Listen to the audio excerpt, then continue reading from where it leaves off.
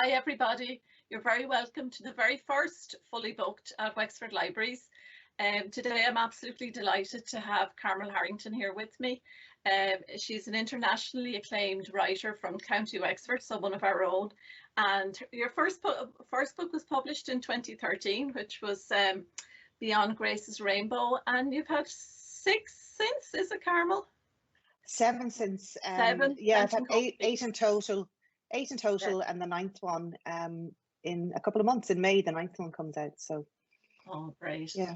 Well, best of luck with that. Yeah. Thank you. Fantastic. Thank you. Yeah. Gosh. So from 2013 till now, that's been a busy few years. But it has, and it was actually more than that, because like everything, I suppose it doesn't happen overnight. So my first book with HarperCollins was 2013, but that same book, Beyond Grace's Rainbow, I had self-published the year before in 2012.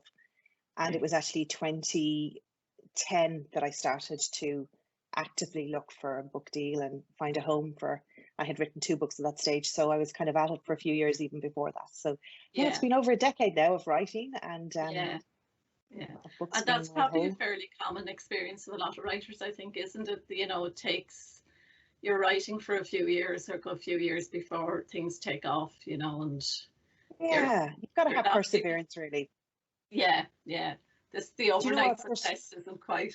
No, you took the words out of my mouth, because that's what I was about to say. People talk about overnight successes, and they're just so not true. And even if you were to look at, say, Gillian Flynn, who wrote Gone Girl, and so that was like book 5 for her, but she had changed her name on book 5. So on paper, it might look like she was a debut author who went from 0 to an international 1 million copy bestseller, but she'd actually written several books before that had just, you know, been mid-list books for her. So it takes a long time to kind of, to find your way. You just got to keep plugging away. But certainly, if there are any writers out there watching this, you know, I always think that books will find readers. You just have to be willing sometimes to be a little bit patient and give them their chance, but they'll find their way to readers eventually. They always do. Oh, that's great. But this might be a little bit of an unfair question, but have you any favourite among your own books? Is that like asking? Would you know what? Yeah, it is. It's a very unfair question, but it's one I'm asked probably the most. And actually, this is the answer I always give, because it's true. Whatever book you've just written is your favourite, because they're the newborn. You know, so they're the one that you're up late at night with, and you're doing the night feeds with. And for me, that's the one that's about to come out in May, which is The Moon Over Kilmore Quay. And we're in the process, if we were to continue that analogy, like we're at the minute, we're just choosing its first outfit. So, you know, we're finding something pretty for it to wear, getting the book cover right and getting the copy right, and choosing the title, choosing the name. So all those fun things. So at the minute, it's all about The Moon Over Kilmore Quay. And as a result, that story is so vivid in my mind. The characters are very much in my heart. But I do know all of my books, you know, and there's a lot of characters between them all now. I still think about them all. I still know all of them intimately, and they're like family members, and I kind of worry about them. Every now and then I'll think about one of them, and I'll wonder what they're up to and try and imagine what life is like for them. For like, so say Beyond Grace's Rainbow, the one you mentioned, the first one, and I wrote that initially in 2006 was when I actually wrote that. And it took 6 years for it to find a reader, but the kid in that, he's 4 in that story, and I think about him now, and I think about him, you know, he's a young adult now when I wrote that in 2006, and I think about that and I wonder what his life is like. And so I think you keep them close no matter what. So they might not be your favorite right now, but they are still there. They're all your favorites, you know. Yeah. Oh gosh, those are always in your heart, really, even when you've let them go. Yeah, well, I write, you know, I'm very much character driven, and anyone who's read my books will kind of know that it's characters first for me. So I work really hard with my characters to bring them to life, and I don't think a book works unless a character becomes real to the author. And so for me, when the characters start talking to me and start whispering their truths to me, which I know makes me sound really crazy, and I think you have to be a little bit crazy to be an author too. But when they start talking to me like that, I kind of know that the story is going to work then, you know.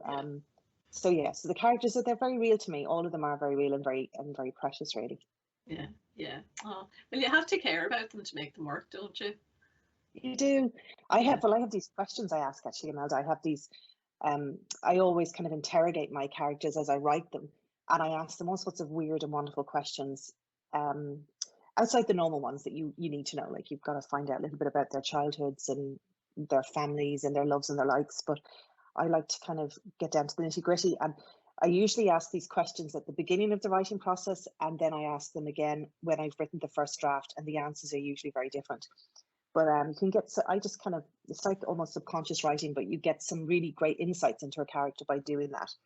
So for example, in My Pear-Shaped Life, which is the book that's the latest book that I published, is My Pear-Shaped Life. And one of the questions I asked Greta in that was, if you could put anybody on a bus and then tip the bus over a cliff, who would you put in it? And it's usually funny, you're trying to find out who their kind of biggest enemy is. Do you know what I mean? And it's a bit of funny. My husband and I, we have a bit of fun with that. Sometimes we kind of say, oh, bad day today, let's put such and such on a bus, and we'll just give the bus a little tip. And it's very therapeutic.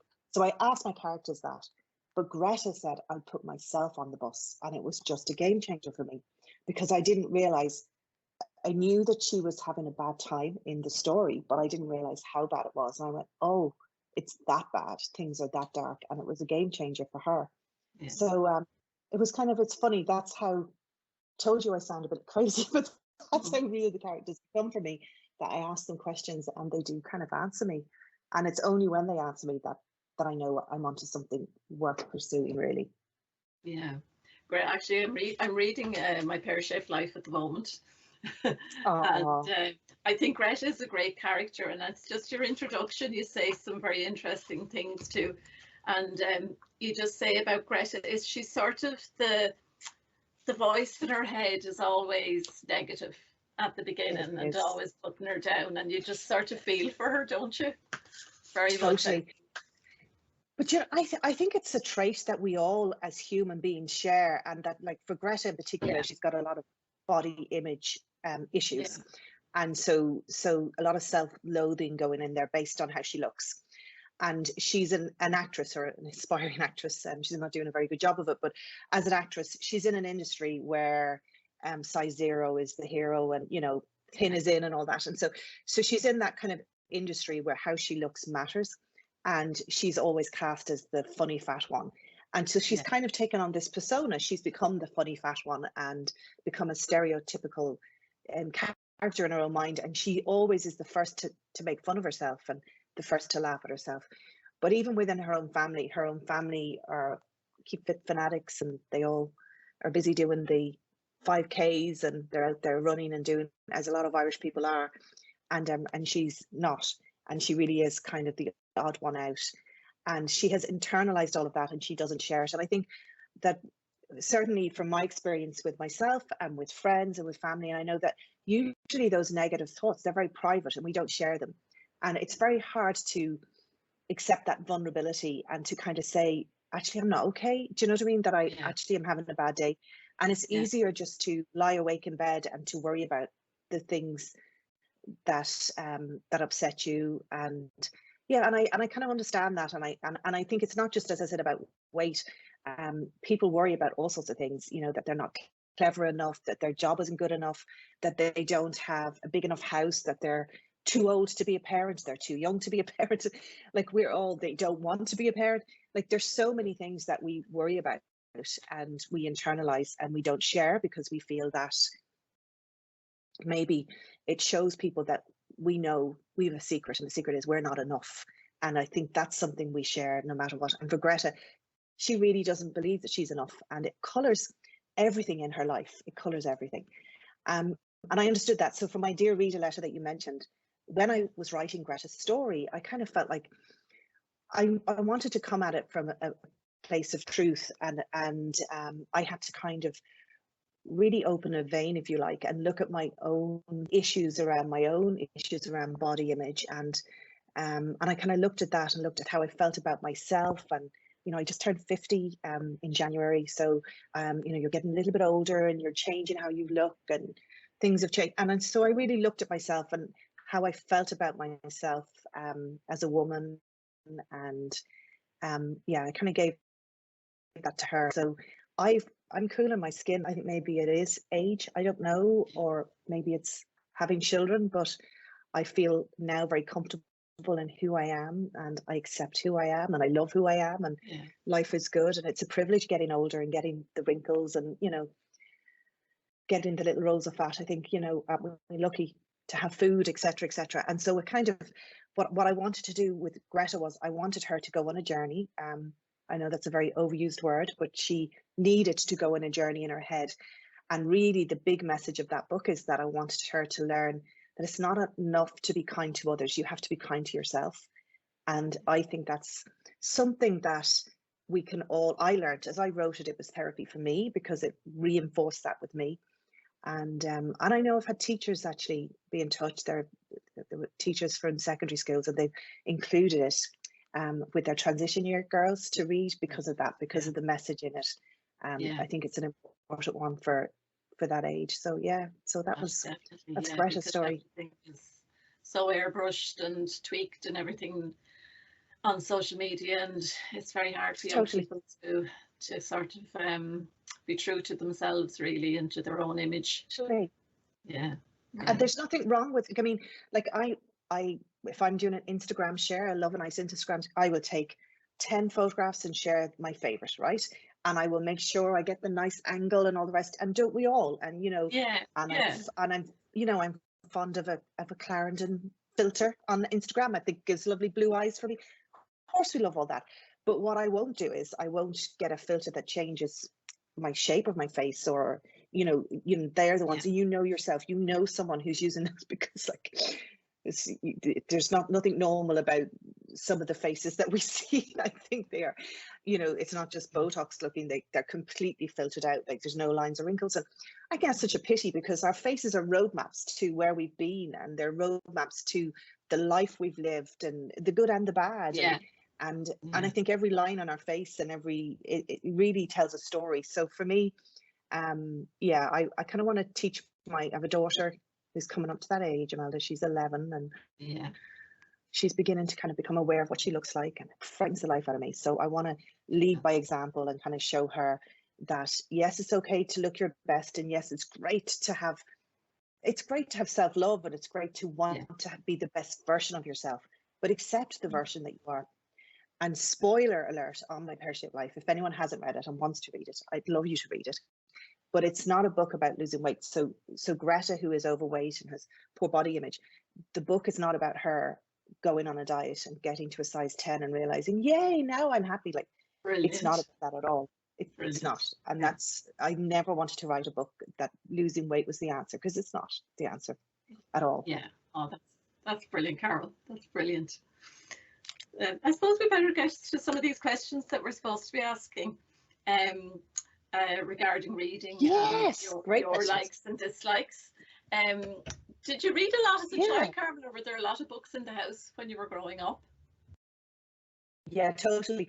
More so from the library as opposed to owning books. Like you know, we would big library users always as kids. My mother's a huge reader, and so as my childhood memory of her is always having Catherine Cookson books on her bedside table. She just seemed to read an awful lot of Catherine Cookson when I was a kid, and that's the book I always remember.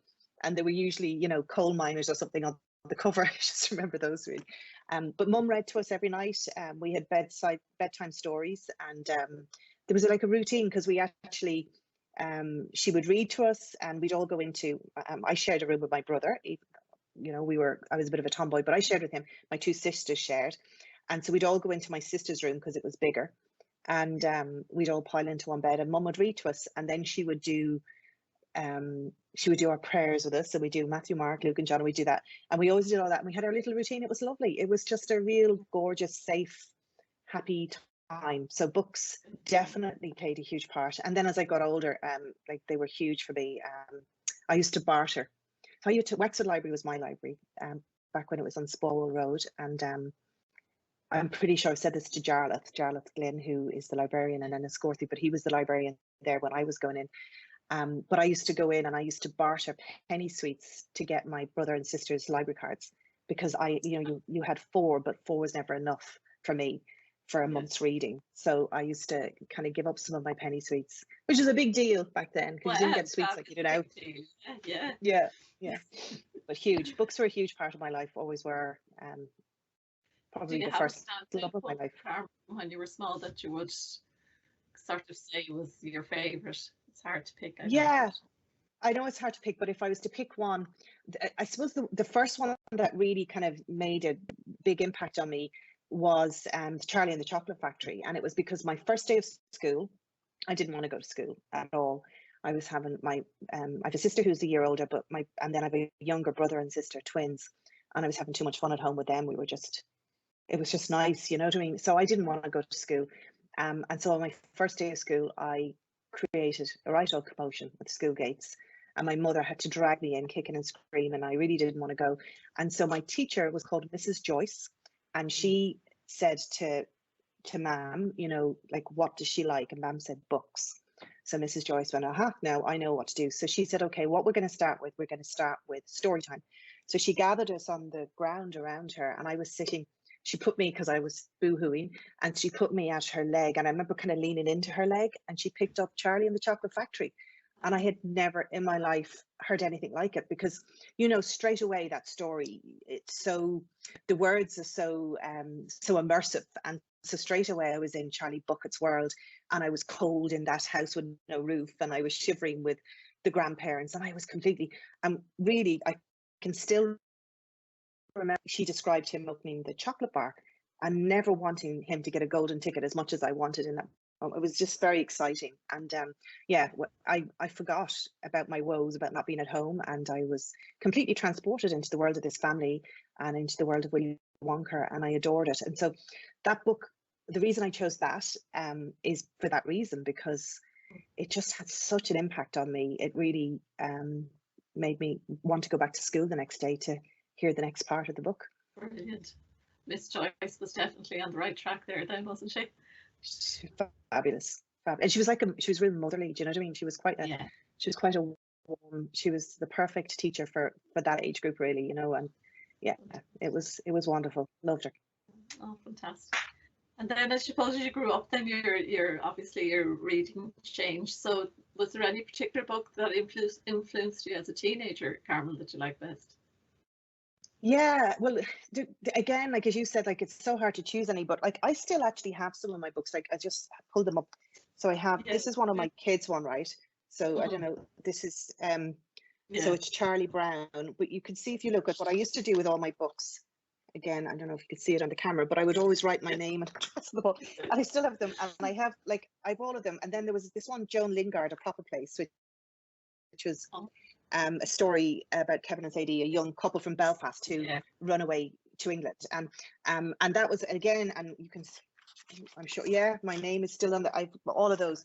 But the one, if I had to choose one from my teenage years, it would be Maeve Binchy's Light a Penny Candle. And and this is, again, I would sign all my books. I never wanted anyone to take them. I'm very particular about who gets to read them. And so this is the original one. Now, I don't know if you can see behind me, but the bookshelves behind me, I have a Maeve Binchy area, and I've been collecting my Maeve Binchy books, but in hardback. So as I get a hardback, I swap out the paperback edition, and I now have almost a full collection in hardback. But I've always kept the original Light a Penny Candle, which was the first one of hers I had. And I think I probably read it when I was 13 or 14, but it was definitely, I remember, well, a couple of things about it, because Aisling and Elizabeth are the two main characters. One is English and one is Irish. And I just really identified with that, because I was born in England, and Daddy's from Wexford and Mammy's from London. And Dad went to England when he was 14 or 15, he was quite young, and he met my mum very early on, and they got married when Mammy was 18 and Dad was 20. But so I was born in England to an Irish immigrant, and then we came back to Ireland when I was 10, and we then had an English immigrant. My mum was then the immigrant over here. So I kind of understood. We played with a lot of Irish cousins when we'd visit, and we were different because we were English and had the London accents or whatever, you know. So when I read the story, and it was about this friendship between this English girl and this Irish girl that lasted decades, it really connected with me. And I think that's the beauty of a Maeve Binchy skill. She has this ability to to create these characters that you feel are your sisters, your best friends. Do you know what I mean? And it did that for me. I loved it. I absolutely loved it. Never forgot it. Oh, yeah, there's always sort of a lovely warm feeling going through Maeve Binchy's books, isn't there? Yeah, they're comfort reading. They are, like, I always feel like her books they're like warm hugs, really. And actually at Christmas I was kind of, I was just I don't think the whole world was, but you're feeling a bit quite low at Christmas because you can't spend time with your family, and while it's wonderful, it was just the four of us, we're lucky, etc., etc., I still missed my family and found it difficult. So I actually decided to read some comfort reads, and I went back and I read a number of Maeve Binchy's, because for me that's I have so many books on my to be read pile. I could have chosen anything, but there's something about her stories that are warm, and they do give you a hope, for definite. Yeah. Oh, fantastic. And I suppose then, as you went on, what would my next question is about the first book that made you laugh? Oh yeah, well, okay, I definitely think I was trying to think about this. I was trying to think, were there any childhood books that made me laugh? I don't remember that. Like, I don't remember thinking. Books were a huge part of my childhood, and I do remember them. I could name them all, but I don't remember kind of going, oh yeah, that was so funny. So for me, I think it was definitely Marion Keyes, actually. And it was when I was first in Dublin. I left Wexford and I started to work with Aer Lingus. And I really missed, we're a close family, the O'Grady's are my family in Wexford, and we're super close. And so I was the first to go. So I went to Dublin, and it was difficult to leave. And my nanny lived with us, and I missed her so much. I missed mum and dad and my brother and sisters. So I found that difficult. And then I joined, do you remember the book clubs that used to be, like, this would have been early 90s. And it was a book club, you paid a subscription, and then you'd get a magazine. And so my first paycheck, that's what I joined. So much books were. So my first paycheck, I couldn't wait to own my own books, because I'd always had to give my books back because I was a library girl. So it was just, there was something about being able to choose these books. So I would always buy 2 books. They were always hardback back then. And then I would always buy a mystery book as well. Then you tick the mystery box, and then you would know what you'd get. And I got Marion Keyes' Watermelon, and that's what came. And so I read it anyhow. And as soon as I started reading the Walsh sisters, it's a 5-book series, and this is the first one, Watermelon. But when I started reading that, and Claire's story, the first thing that got me was, she said, it was on one of the first pages anyhow, she mentions Claire's size, her feet, and that her feet are really big, and that she wears a size 7 shoe.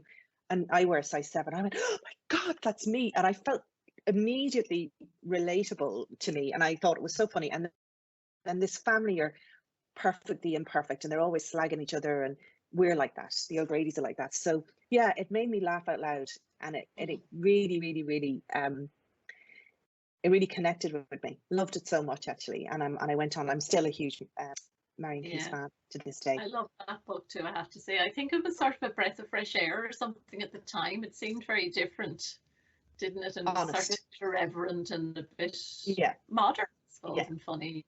Yeah. Well, she was talking about, I suppose she was talking about, like, sex and relationships in a very relatable way.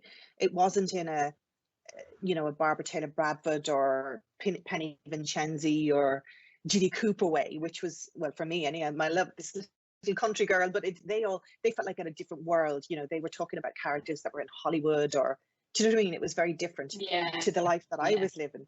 And whereas Marion, I think what she did was, she was talking about things that affect us all, but in a very relatable Irish way.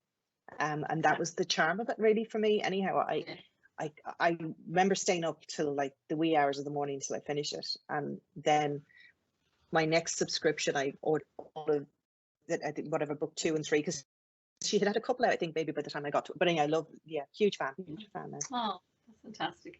And on the other side of that scale then, Carmel, what was the first book that made you cry?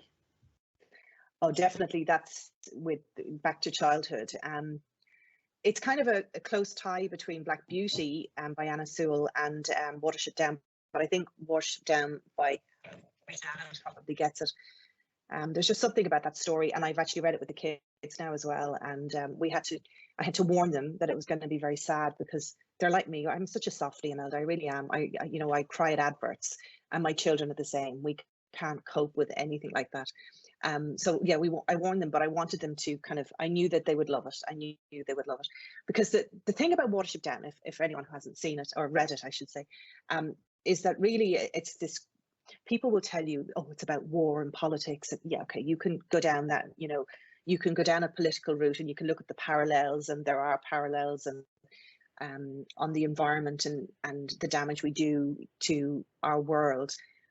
But as a child reading it, I wasn't looking at anything like that. All I was doing was reading about this family of friends who loved each other, who end up going on this massive adventure to find a new safe warren, because, you know, it's the Sandalfoot Warren they're losing that home. And they're so brave and they're so daring, and they were very real characters, and I fell in love with them, and I really, really worried for them. And then of course, when sadness does happen to quite a few of the main characters in it, I might have just cried my eyes out, and I couldn't believe it, because up to then all the stories I'd read were happy ever after stories, like the you know, the Charlie and the Chocolate Factory, or the Wizard of Oz, of which I still have about 6 editions of various Wizards of Oz, but they all ultimately, you know, good overcame evil, and you know, and the characters always kind of got their happy ever afters. But in this, they did in the end, but not without a lot of sacrifice, and not without quite a lot of people not making it. It just broke me. It was so sad. And but I loved it, and it had a profound effect on me, actually. It really did. And I suppose maybe it was the first time I read something that made me realize that life doesn't always have happy ever afters for people, and that sometimes bad things can happen. And for that reason, it stayed with me.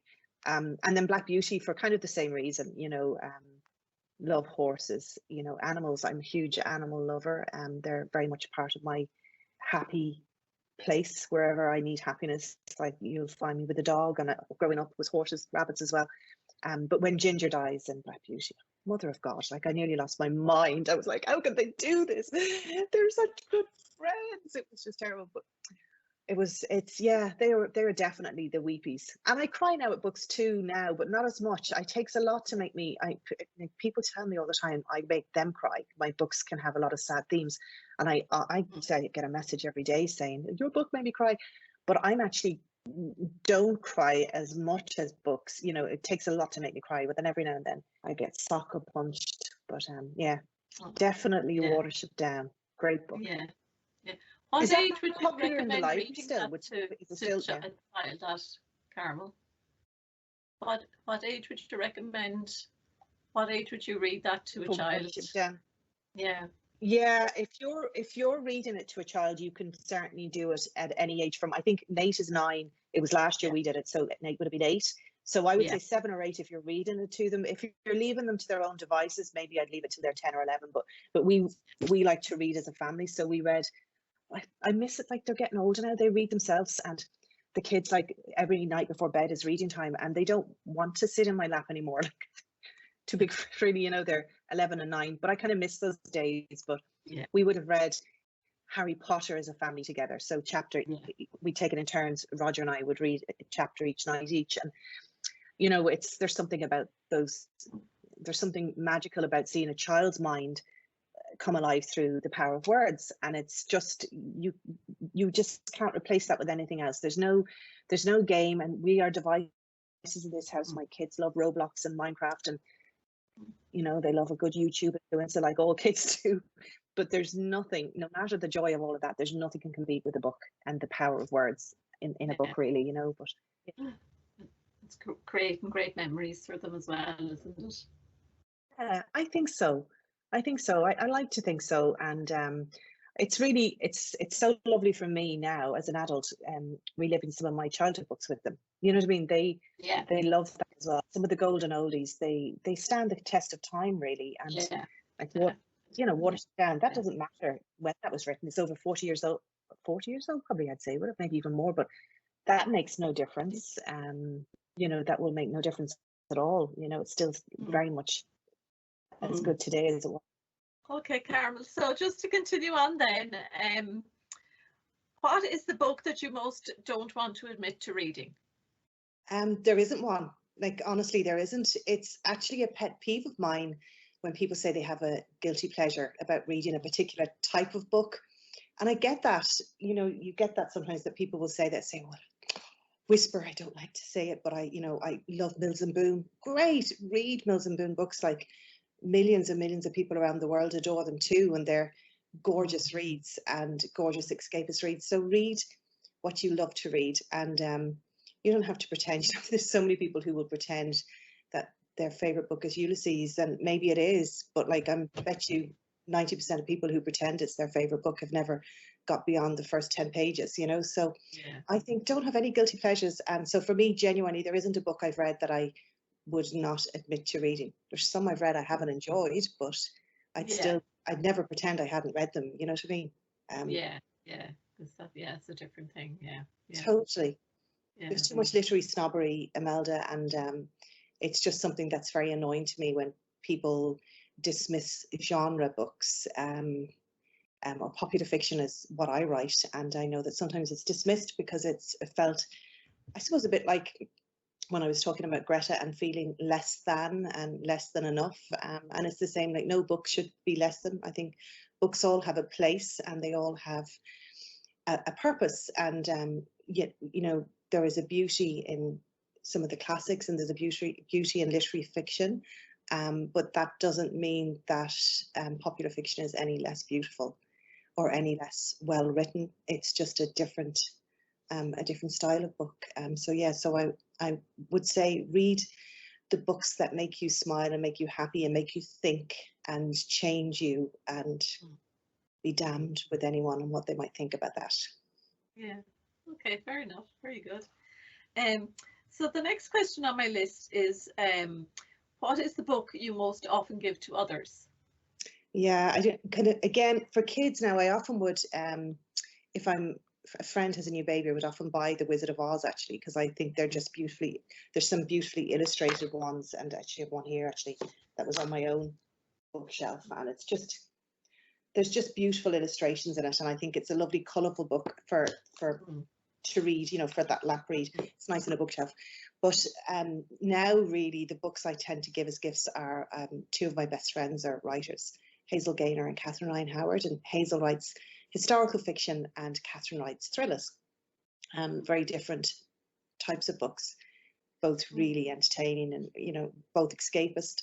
And so I tend to give those as gifts, because whenever they have a new book out, I'll always buy a few copies, and they tend to be the books I choose when I'm buying books. So I buy a lot of books from my mother, so I'll always get buy any friends who've written a book, I'll always buy their books. Kind of, I'll start with those for the books that I buy. So a lot of my pals from Wexford who are writers, you know, I would always buy their books as well as gifts.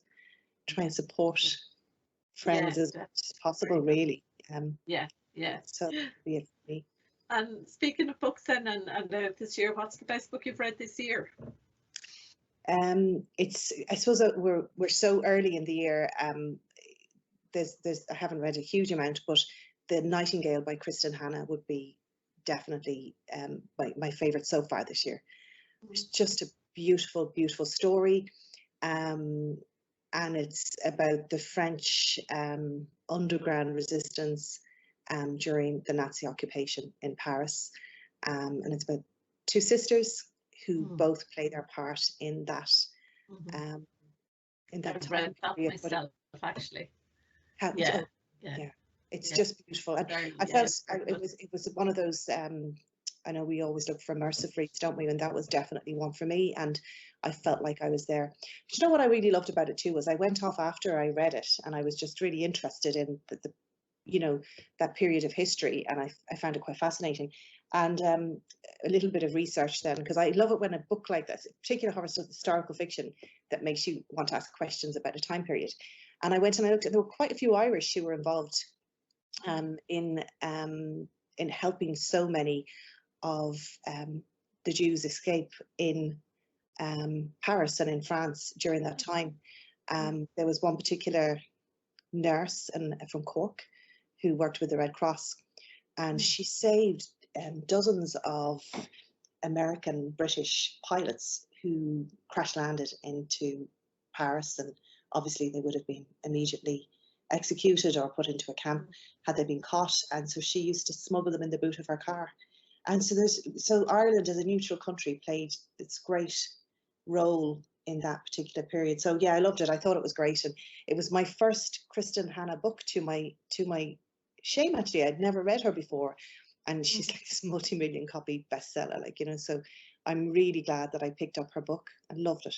Really beautiful book. Highly recommend. I hadn't read her before either, actually, you know, but it was I thought it was a very good depiction of maybe not even just women, but civilians in the Second World War, and how really fought an awful time they had to in occupied France.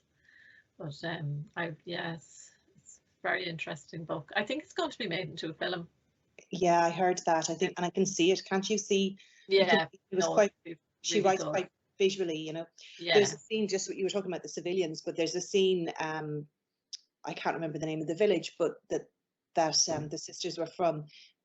But I thought it was they really depicted really well how the French villages had to almost turn on each other, because when the Nazis occupied their village, if you were Jewish French, you were lesser than if you were Catholic French. And so there was that thing of wearing the star to depict if you were Jewish, and having to tell tales on your neighbor and having to make a decision. And there were some scenes, very harrowing scenes, I thought, involving the children, you know, when some of the parents were taken off concentration camps. I thought it was, to the way there's a possibility with a book like that, you can overdo it, I think, and you can really push the smalts down people's throats, and or else maybe go too far with the horror. But I felt that she did a wonderful job of just saying enough and left a lot to our imaginations, and I thought she did a great job. It's a great book. And what's the next book then you can't wait to read this year, Carmel? One of my go-to authors is Liane Moriarty, and I kind of came across her because she was touted as being a Maeve Binchy-like writer, but with an edge. And I remember reading that in a review, and I thought, oh, well, she sounds like she's up my lane. I tend to like those type of books, and I've been compared to Maeve Binchy myself, you know, and I like to think I have a bit of an edge too. So I kind of thought, oh, I might like her, and I was right. I just devoured her backlist. I started, I think it was actually The Husband's Secret I started with, and then I made my way back through the rest of them. So she's one of those authors that, for me, I always have her book on pre-order, and her next one is called, what is it called? I have it written down here, Apples Never Fall. And I know nothing about it other than the fact that it's her new book, and I know I'm going to enjoy it. So I have it on pre-order, and I just love her. I think she's a great storyteller. You know, she really does characters really well. And I always find, even though like they're mostly set in Australia, but I always find when I read her books that I'm nodding along because I recognize the characters. She probably became a lot of people saw her book Big Little Lies was made into a TV series, and a lot of people kind of came across it that way, but I was a fan of hers long before that. So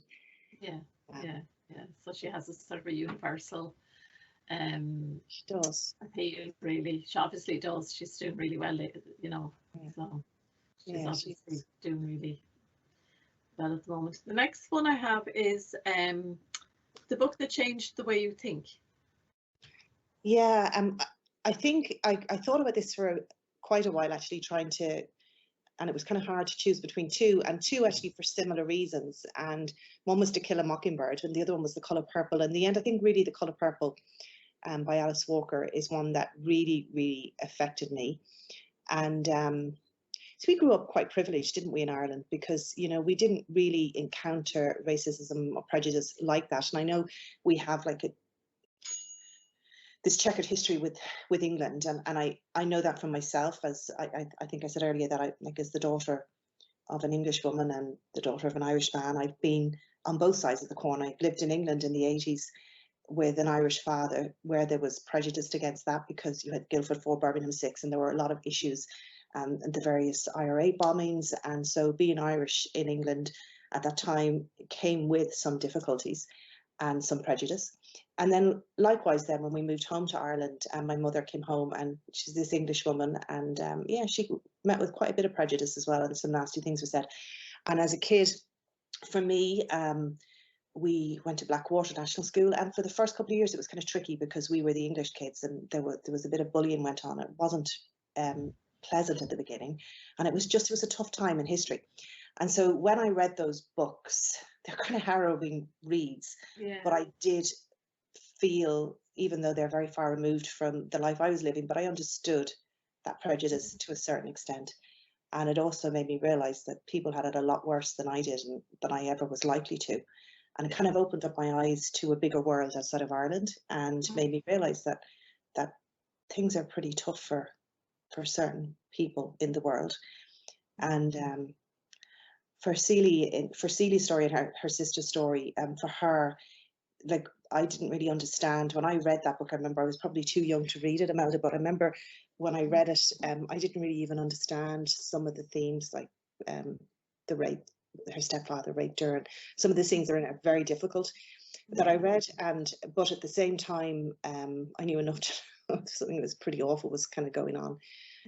And likewise, actually, had To Kill a Mockingbird, you know, and you know, through the trial. And so anyhow, yeah, it opened up my eyes, but it was ultimately for me, despite the sadness and the gravity and the harrowing storyline, they were also, to me, very uplifting, because they showed that there's a resilience of character there and bravery, and that no matter what is thrown at them, they were going to survive. And for Celia and Nettie, for her sister, the two sisters, I don't know, they were such strong women. I found them inspirational, and I thought their characters, that no matter what life threw at them, they really just stood their ground and they carried on, putting one foot in front of the other. So yeah, I thought they were probably great books, and definitely widened my eyes to the bigger world, I think, and showed me a little glimpse of what the world looked like outside of Ireland and for me. Did you read them? Did you? I will tell you the truth about The Colour Purple. Was living in Maynooth at the time, and I ordered it, and I read the first page, and I just found it too hard to keep going with it. Yeah, it's a very tough book to read now. But actually, when now that I might go back to it, I might have another go. But it is a tough book. Yeah, it is. Definitely. Yeah. Probably an important one, you know, because now we're obviously discussing, Black Lives Matter, and we're very much aware of our white privilege. And I think that we're having conversations at home now with the children that we would have never had as kids with my parents, because it just wasn't a subject that, you know, we didn't see people of different cultures or different race. Certainly Blackwater, the Balloch where I grew up, you know, you just didn't see anyone outside of who was Irish. Like, we were exotic being English, so you know, that was exotic, really. And that was about as far as it got. So I think that now, I must reread it. Actually, it's been a long time since I've read The Colour Purple, but I think it stands the test of time, and it's perhaps one I can understand why it's on. You know, it's universities. It's one of the suggested reads, isn't it, for a lot of literature. I think it was one of the books on that BBC 100 reads as well. I think The Colour Purple was on that list, wasn't it? Yeah. 100% Shake the World. You're right, it was. Yeah. It was a Pulitzer Prize winner as well, and I think for a reason. Do you know what I think is difficult? The first chapters, because I do remember this having to go back, because it's written in the voice of the letters that go between the two sisters, and they're moving between, and then also the letters between Celia and God, because she's writing to God in them.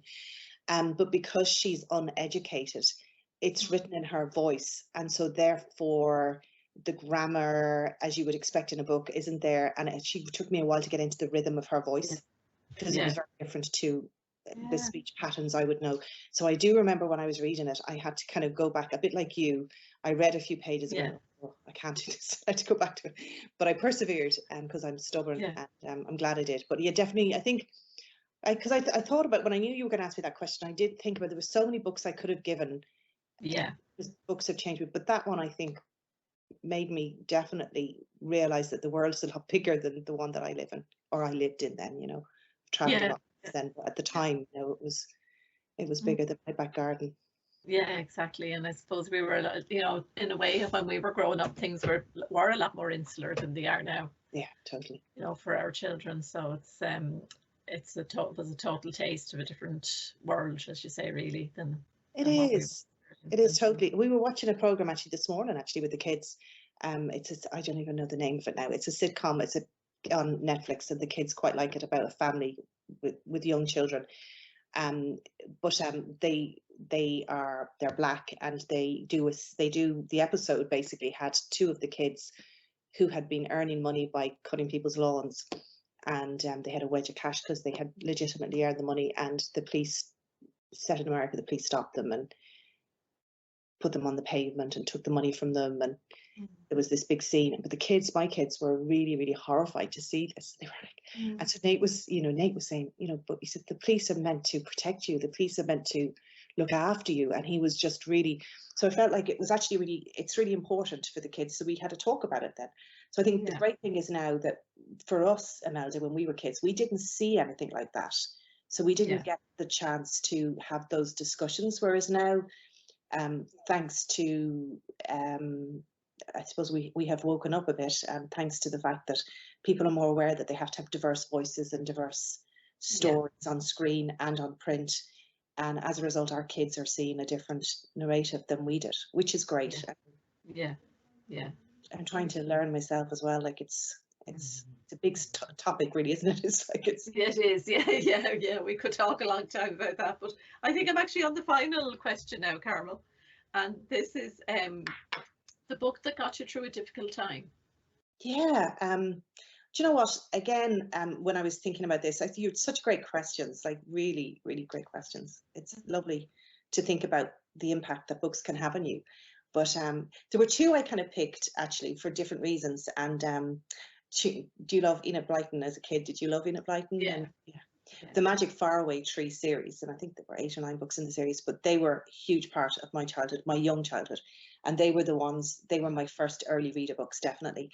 And in particular, I loved them because they were about this family who moved, so they moved to this new house in the country, and because we did that, we went from London, and we were city slickers, and then we moved to a rural part of Wexford, so we kind of lived in the middle of nowhere.